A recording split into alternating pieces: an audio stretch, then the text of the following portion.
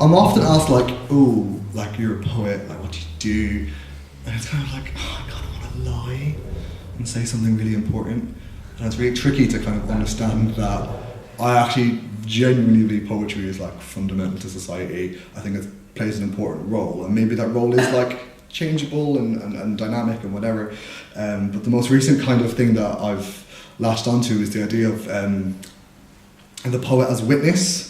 So witnessing society or yourself or kind of just anything, but just kind of putting something out there. Like with your poem about 1916, you know, we remember the poetry, we remember the art, so that's bearing witness to an event. With the death of your father, again, you're witnessing that and those emotions, and that's all really, really powerful stuff. And this poem was about witnessing. There's a few more about witnessing. And this one was, basically about the role of a poet in society and the context of the people.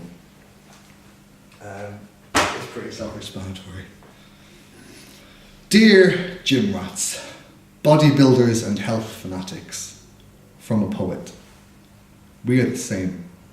Daily trained in bodily atrocity for the love of biology or the apostrophe. This Zen ferocity increases my capability for consistency, so tune into the frequency of my mantra's symphony. It'll be worth it, it'll be worth it, it'll be worthless. If you don't push harder, throw farther, garner armour and exchange pain for gain, because if this doesn't hurt, then you're not doing enough.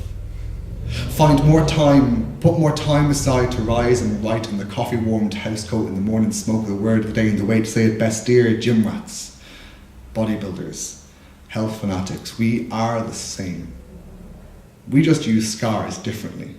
See, you stretch yourself and stitch the difference like magicians, creating one from zero. Ours are in the marrow, hardened over wine stains and rolled cigarettes. We watch the progress and discuss, write the process to a synopsis. Poems profit only when they're honest. So we sing our instructions, make use of them.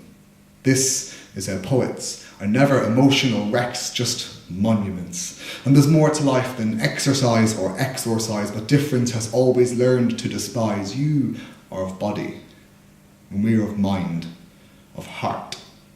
But not that which thinks or bleeds, but the one that bleeds, fatigues, floods in leagues of ink to drench us, because that bench pales next to this pen clenched when its ink is heavier, with the capability to rewrite silent didactic tactics as you scrawl in passive lactic acid, with a resolve turning flaccid. And revolution, the old classic asset, is just our bad habit, fuel for higher thinking. So let it sink in that our cardio is heartache. We skip silly mistakes over keyboard dictionaries, fighting wordplay in this phrase ballet, spitting pepper spray syllables and lunging lexical brilliance, because the difference in lifting hearts and weights is that what we hold up doesn't always have to come back down.